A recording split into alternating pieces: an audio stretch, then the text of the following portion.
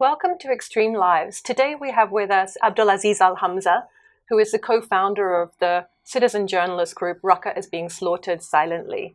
Aziz, thank you for joining us today. Aziz, you grew up in Raqqa in Syria, that's now become very famous as being the city that we see on television, the shell of a city destroyed after becoming the self-proclaimed caliphate of the Islamic State. But what was it like growing up there when you were a kid and when you were a teenager going to university before the breakup of Syria and before the arrival of the Islamic State? Yeah, so Raqqa was completely simple, normal city as many cities in the world. It was not that big or huge, famous as many Syrian cities like Damascus or Aleppo. It was completely forgotten by the government for several reasons, but the life was so normal. So kids were going to school, there were like bars, cafe, everything. So it was not missing anything as a city. So and we had a normal life, so like regular life as any life. So and yeah, everything has changed with the groups that they came and controlled the city later on. So you were a university student during these days. And so what happened at the beginning when the uprising began in 2011 against the president Bashar al-Assad? And the protests started to spread outside, and they came to your town, didn't they? Protests started happening in Raqqa against Assad at this time. Yes, so when the revolution started in March 2011, so as you said, like I was a college student, so and I had no political background and I didn't come from like a political family, so I had nothing to do with politics at all. So, but when the uprising started, I started to hear stories about what happened in the a Syrian city where the demonstration started first. And then the demonstrations wave moved to until it got to Raqqa, and people started to go to the street to demonstrate in solidarity with that city. And for me, it was a moment where I decided to join, asking for freedom as many Syrians. So then the uprising the uprising started to be in the most of the Syrian cities. Later on, millions of people they hit the street demonstrating against the government, against Assad. And you took part in these protests? Was it a difficult decision to make? It was, yes, it was a difficult decision to make because being arrested back that time, it was a hard thing because many people have been arrested and they disappear, they still in jail. Many others have been killed. So far there are like more than 1 million Syrians who've been killed, and many of them were killed in the jails. So it was like a hard thing to decide, but like at the end I decided that I have to join, because if everyone will keep silent and keep not joining, we will not be able to make a change in the country. And later on I was so surprised by the number of people who went to the street, and most of those people they were young. So the people who started the revolution and who were like mostly in the street, they were like the young people. So this generation who had no fear as the oldest generation. So they were like the generation who started to go to the street and demonstrate against the government. Now, I remember as a journalist back in 2011 when the protest started in Daraa, journalists could still get into Syria. The organization I was working for was able to get on the ground and cover it. But then we were swiftly kicked out.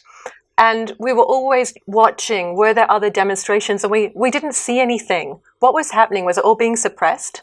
Yeah, like early in the beginning, when the revolution started, the Syrian government, Assad regime, prevented most of the media organization to get to the country and cover what's going on.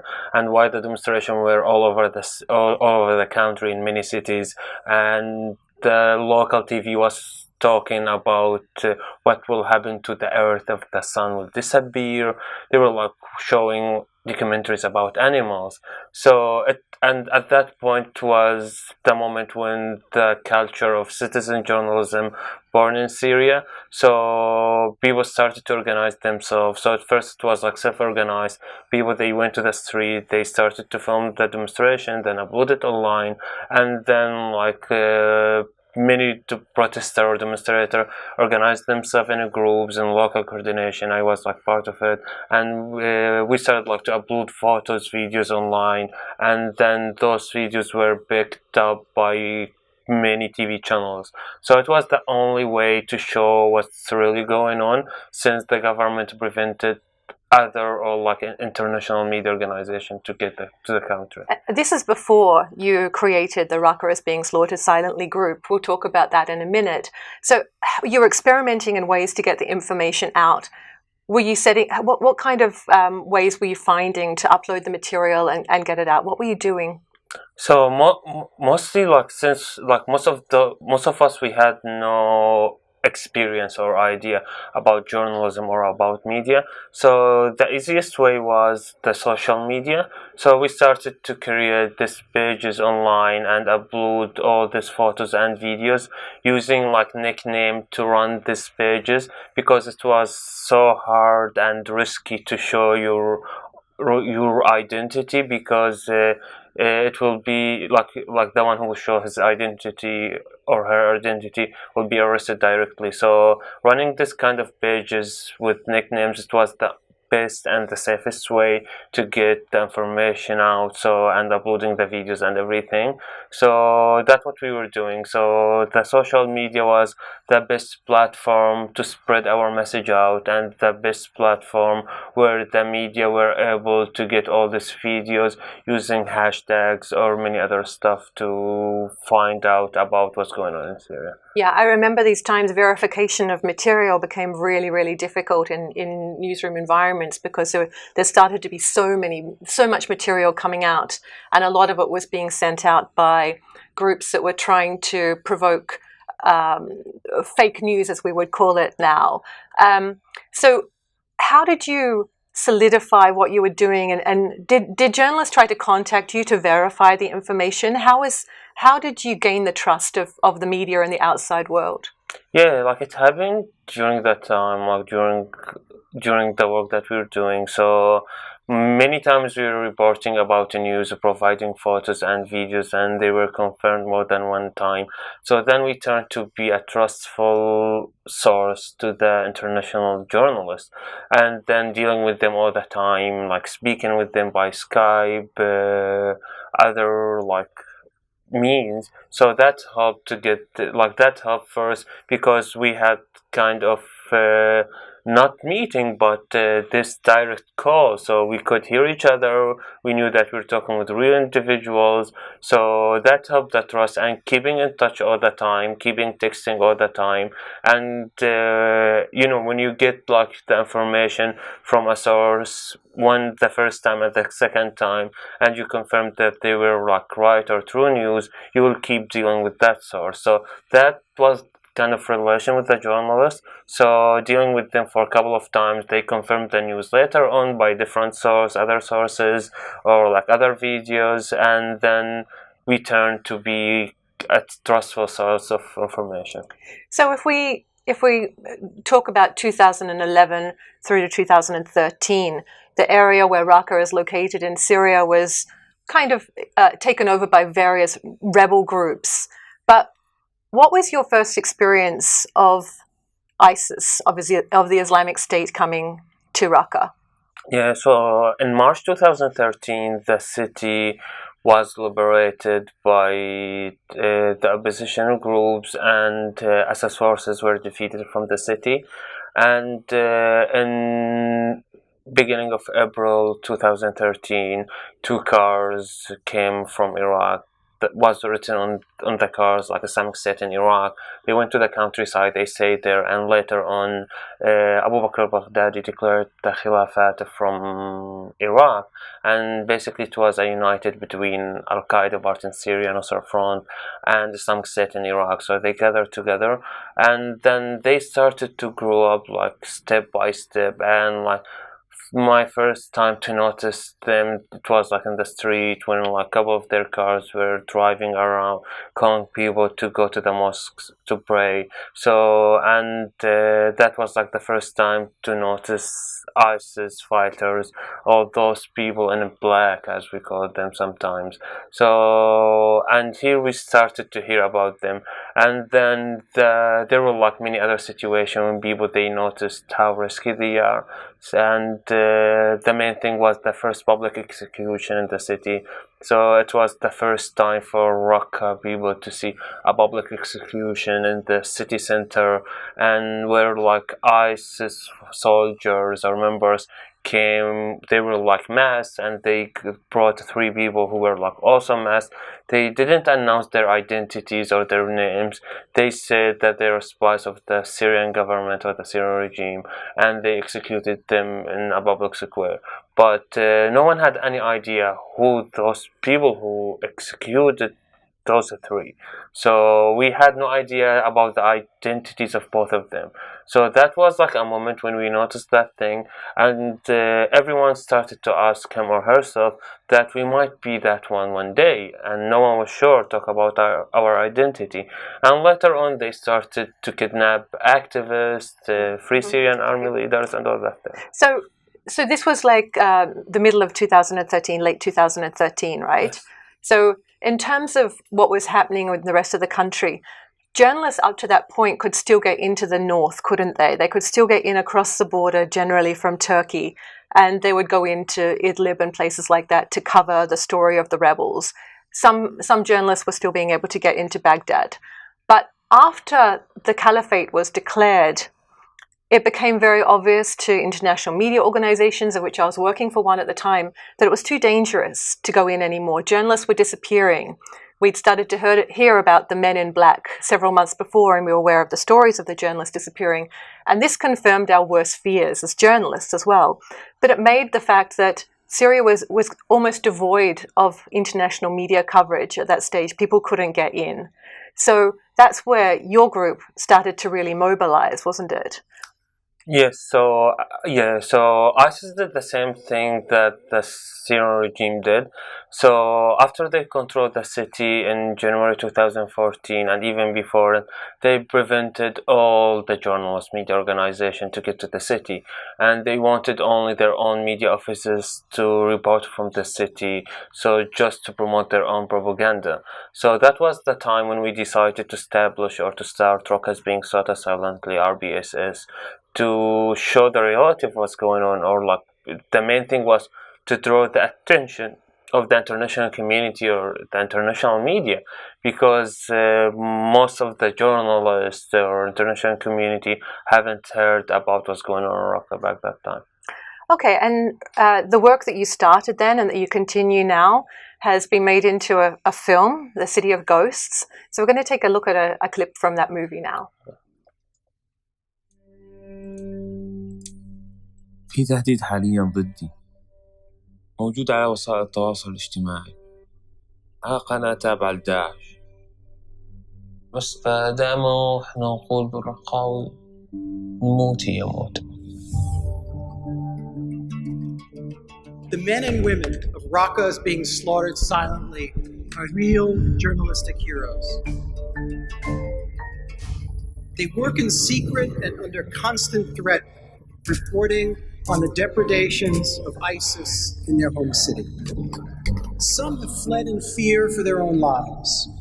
Even in exile, they are in no way safe.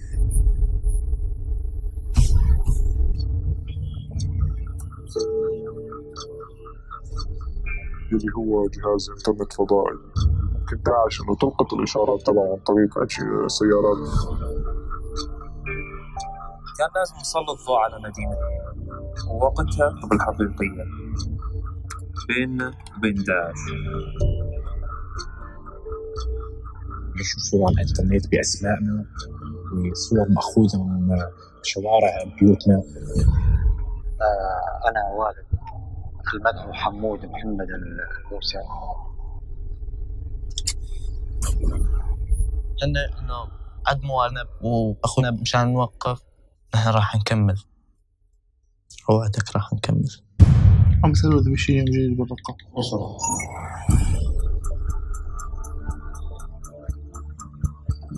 بالنسبة لنا ما بأي مكان آمن بالعالم.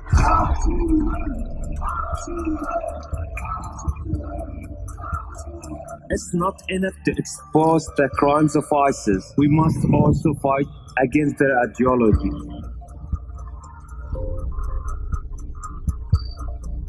أتمنى نعيش حياة أحسن من حياتنا اللي عشناها ومع الدنيا بالحرب.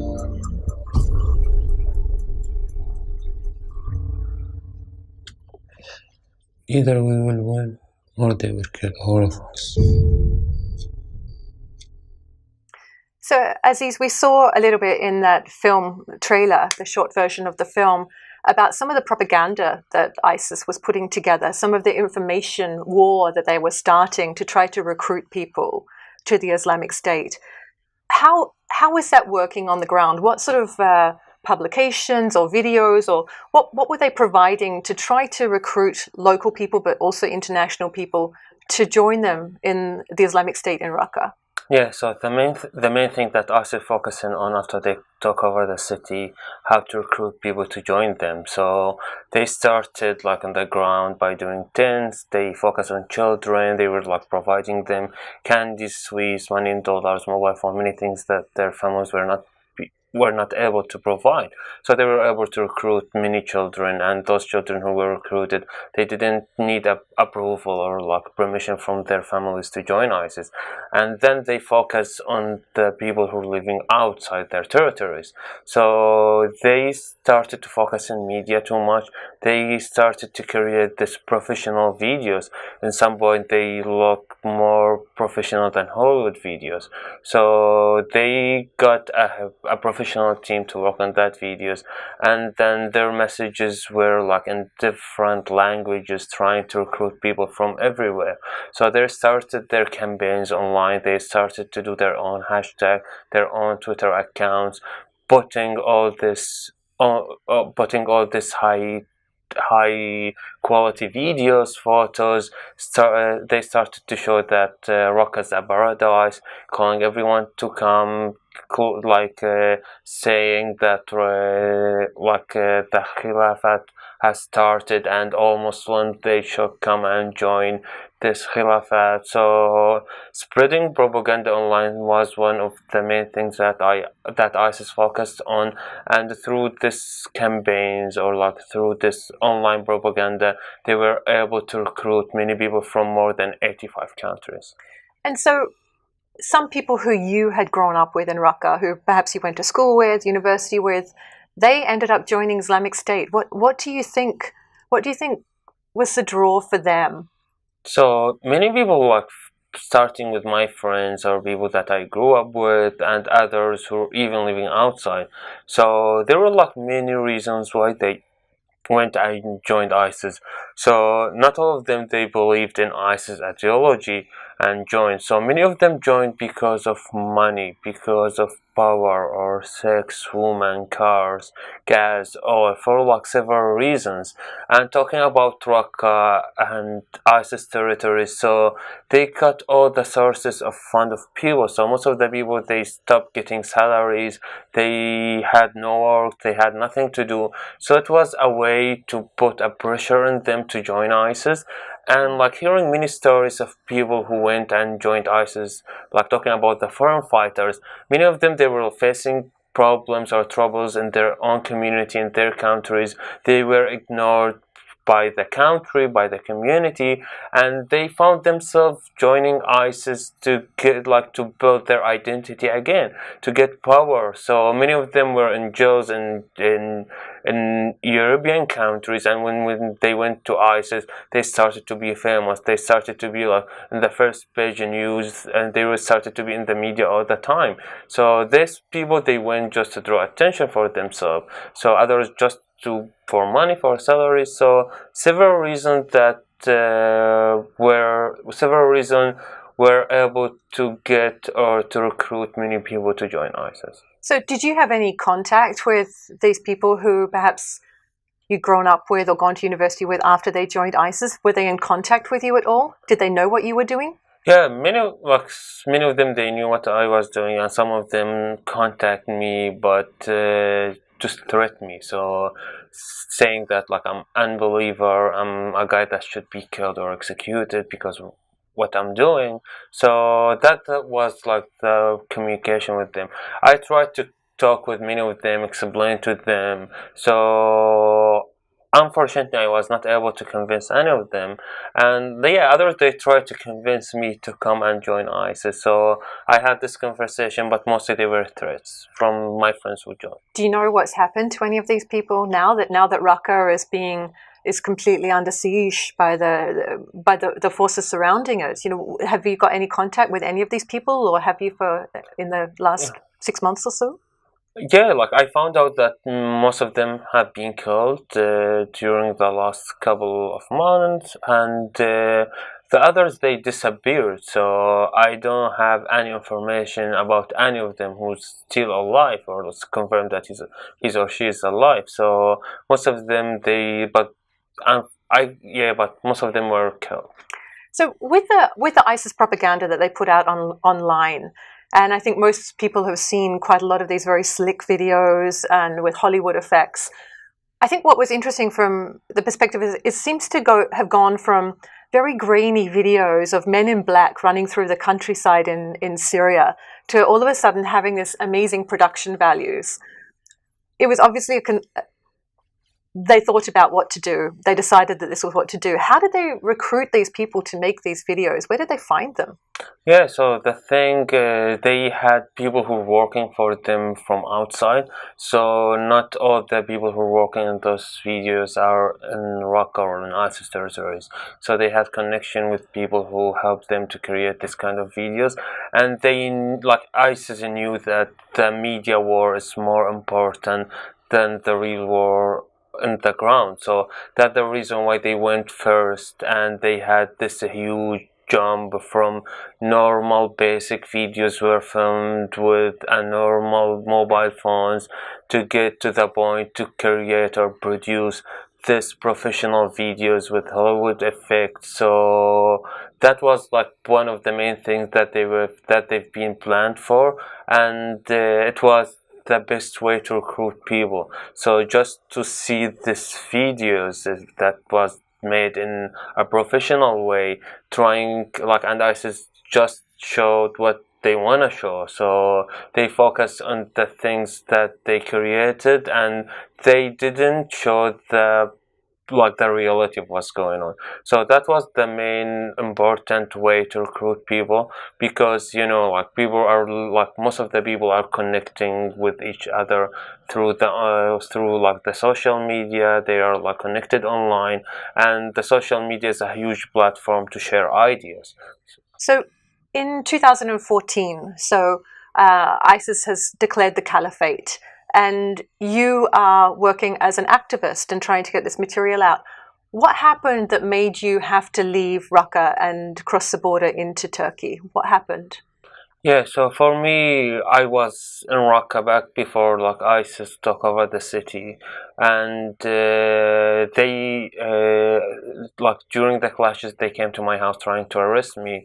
I was lucky that I was not home, and I got the news from the neighborhood, so I had to flee the city. And later on, when I got to Turkey, I started to create RBSS with my friends. So there was a group of you who moved into Turkey, but there was also a group still in Raqqa, and I believe still is to a certain extent. You still work in two different worlds. You have your outside group, which is now spread around the globe a bit, and you have your group of activists and people collecting the materials still inside Raqqa. Is that correct? Yeah, it's true. So yeah, we had like the first teams operating in Raqqa, like collecting photos, information, videos, sending all this data through encrypted means to our team, our second team, which is based outside. And this is the way how we spread the news and information. So by this stage, RBSS, Raqqa is being slaughtered silently, had become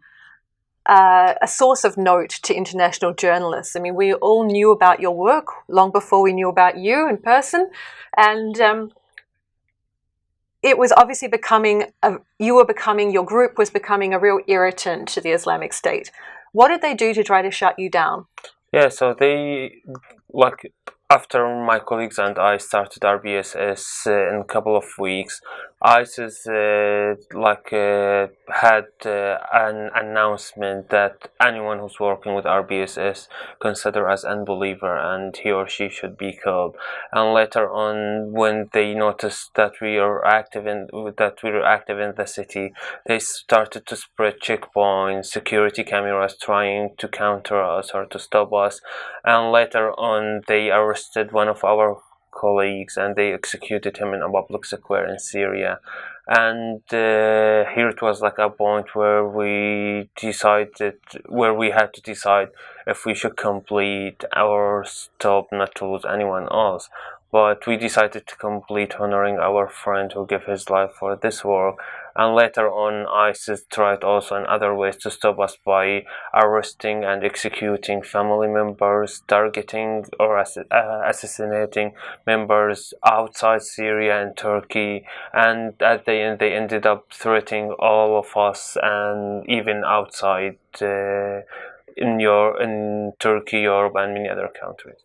What do you think was the material that was most offensive to them in their terms? What were you doing that they hated the most? Was it the showing of the public executions in the videos, or was it showing perhaps that the caliphate wasn't what people expected it to be? You know, showing the food shortages, the water shortages. So the main thing was showing the reality of what's going on, because people had no idea about what's going on only from ISIS propaganda or ISIS videos. And when we started RBSS, before we started RBSS, googling anything about ISIS, about Raqqa, we'll get only ISIS propaganda. And all that thing has changed after we started RBSS. So right now, googling anything about Raqqa or ISIS, you will get our materials first. And the main thing that we focus on to show to start many campaigns that show the reality. So as an example, we did a campaign called The Other Side. So it was a photo, the right side of it was a photo was taken from ISIS videos or ISIS propaganda, as they claimed that it's a paradise, and showing ISIS fighters eating in a fancy restaurant, drinking soda. And the other side of the photo, it's shown people who a long line or long queue of people who've been waiting to get a little bit food. So it was a direct message to the people that the reality. So don't focus or look on ISIS videos, that the other side of what's going on, that the reality of what's going on. So that helped to stop many people joining ISIS, and later on getting out the messages or the stories of the civilians who are living in Raqqa and their own suffering. Okay, we're going to take some questions now that have been coming in. So, I mean, the question that I would like to ask first is, what about the role of women in your organization? I mean, have there been women activists working for your organization? Yeah, they are mostly in our first team who's operating in Raqqa. So we have women colleagues who are working and operating there, and for them they have access to information more than the males, more than the men, and it was easier for them to film or take photos. So yeah, we have women. The women are playing a main role in our team. So in some ways, because they're less suspicious, the ISIS don't suspect the women to be working so much as the men? That was one of the things, and then the women are like all covered because of ISIS rules, so they have like more space or like more ability to move and hide many things. So that also helped like to get many photos or videos. More like the men, because men could wear like a normal clothes, and they some point they can't hide like a camera or a mobile phone, but the woman could do it. And wasn't the internet banned at some point as well in Raqqa? Yes, that was like also one of the ways how ISIS tried to stop us by shut down the internet, taking out like down all the satellites. So and we were lucky that we knew about all these rules before ISIS established it. So we figure out our own way how to communicate or how to keep in touch. So there's a question here that says, how did you feel about leaving Syria? And what are your thoughts about that now, about having had to flee from Syria and leave because of the threats against you? Yeah, so for me, I was not thinking at all to leave Syria, especially when Assad forces were defeated. So I got arrested by the government several times, and when we got to that point that we had no government forces anymore, so I was thinking between myself that okay, I got to the point where I can work freely, where I can share my opinion, my thoughts and everything. So I was not thinking at all to leave to the city until we had ISIS and they took over the city. So I had no choice, so either to stay in the city hidden, moving from place to place, and whenever they will discover where I am, I would be arrested or like and killed, or just to leave or flee and trying to do something. So I decided to leave and do something rather than staying hidden. And then it was like a hard moment, like to leave the country where I grew up, the country where I had all my colleagues, my family and everything. And then even being in exile, we thought we were safe in some point until the assassination and execution had happened to my colleagues in Turkey, and we ended up being threatened like everywhere, like where I'm based and all my colleagues. So I was going to say, you then had to leave Turkey as well, didn't you? Because you found that being in Turkey was not safe. So what happened in Turkey? So first when we moved or like fled Raqqa, we went to Turkey because it has borders with Syria and with Raqqa. So it happened to stay there, and we thought that we were safe because it's another country, it's outside of Syria. And then unfortunately ISIS had long arms to Turkey, where they first assassinated or beheaded one of my colleagues with his friend, and later on they assassinated our trainer and our movie director in Turkey in the afternoon.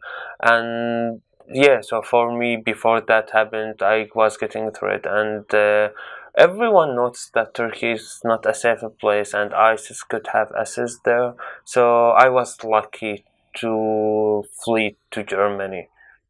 Okay, there's another question here that says, what do you tell to people who say that you should stop doing this? It's too dangerous. For your own good, you should stop this activism.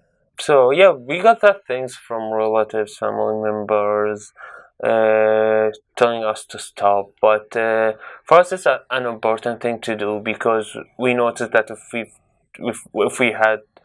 if we didn't do that thing, no one would come and do it instead of us. So ISIS prevented everyone, and we were like the local who were using or who were like fighting against the government. And we decided just to complete our fight to be against the government and ISIS. We don't believe with guns as solution, so we had no other way to fight ISIS and the government, only by the online war or like the media war. So it was so important for us. And then when we started to lose colleagues, family members, we noticed that what we were doing is so important until we got ISIS to follow us wherever we are, and we noticed that we affected them. So we decided that we'll not stop our work because it's so important, and the main thing, honoring our friends, family members, colleagues that who gave their life for this war. And so Raqqa, as we've seen on the news, and as you know, because I'm sure you're still in contact with people inside the city, is being bombed from every direction at the moment. What is going to happen? I mean, they may be able to clear or kill all of the Islamic State fighters who are still held up in Raqqa. Is that going to be the end of ISIS? For sure not. The problem right now that ISIS, the problem is not only ISIS right now. So in the beginning, recently, the international coalition led by US started a campaign or a battle to defeat ISIS from the city, and most of the people have been killed by the airstrikes more than ISIS, more than being killed by ISIS. So, and right now the militias are funded and supported by US is so close to cover the city. But the problem ISIS is not only a group or an organization that exists in Syria and Iraq. So ISIS is an idea, it's an ideology, and we've seen ISIS everywhere with the attacks in Europe, in US, and recently in many countries in Central Asia, and where this ideology started to rise up and to grow more and more. Talking about many countries, especially Philippines. So, and this ideology, and the international community should focus on fighting this ideology or this idea. Otherwise, we will end up having something worse than ISIS. Right now, there is a whole generation of children who've been living under ISIS control for years. So these children, if they will not be educated, they might turn to be extremists, and we might have something worse than ISIS. And it might be not in Syria or in Iraq, it might be in any other place. This thing started with Taliban, turned to Al-Qaeda, ended up with ISIS. So, and it was moved from Pakistan, Afghanistan to Syria. So it might be anywhere else or in new countries. So, how can you get rid of ISIS then? I mean, what needs to be done to kind of kill this ideology? That is it political change on a global level? I mean, what is fueling the fire of the people still wanting to join ISIS? I mean, we've spoken before in other interviews about the perception of injustice towards Muslims in the world when they do see people being killed. Many places I've been, Gaza, Iraq, Afghanistan. So what needs to change? I mean, many things probably need to change, but from your perspective, are we looking at political change at the top level? Are we looking at an ideological fight back online? Yeah, all that thing just is so important. And as you mentioned, talking about all those countries, what's happening in Myanmar and many other countries, that was one of the things that the radical groups used to recruit people to join them. So mostly what should be done is education and awareness, to aware these people about the risky of those groups and how those groups started. So, and empower the civil society organization to do that thing, to speak with the people in their own language, in their own accent, or in their own dialect. So that will, if we will be able to spread this awareness and education among those people, among the world, that will be so important to prevent all these groups to rise up. So, and then for sure, having justice, having political change, and focusing on the ideology. So talking about this ideology, how it started, and get people to be educated, that will be the best thing. Okay, we are sitting here in Asia at the moment, with the Islamic State in Raqqa, when it was in its most powerful incarnation a couple of years ago, and all the foreign fighters were coming in. There were many Asian fighters coming into the city as well, weren't there? Do you know what role they played, and perhaps even what might have happened to them now? I mean, obviously a lot of them have been killed. Yeah, so ISIS focused with their propaganda messages or campaigns to target people in Asia, because there are many Muslim majority countries in Asia, and then many people from Central, especially from the Arab world and Central Asia, went and joined ISIS. So they were targeting them by showing photos of Muslims have been killed, children have been killed, women have been killed, and they were calling them to come and defend Islam. But that was not the reality. So it was like a way to let them come and defend what's called Islamic State, that were killing people. And the main fact that many people ignore or don't know about, that 95% of ISIS victims are Muslims. So ISIS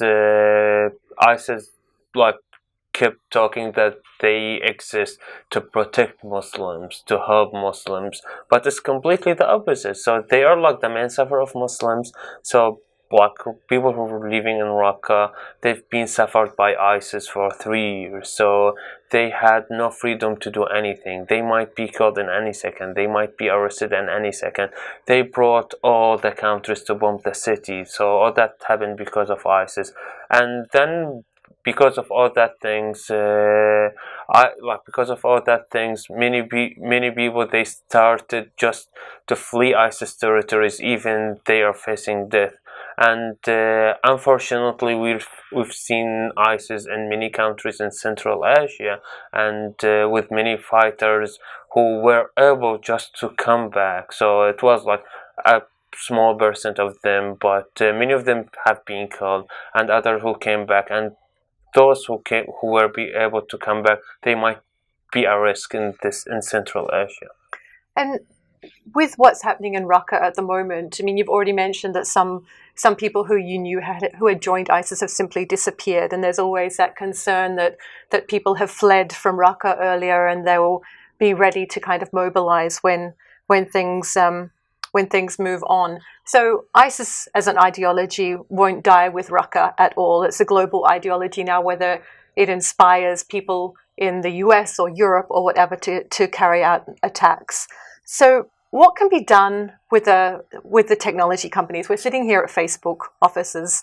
What's your message to the technology companies like Facebook about how they can help fight back against Islamic State, but also other extremist groups? Yeah, so the tech companies are playing a main role in this fight, because especially the social media platform, it's like the main platform where all this online or media fight is taking place.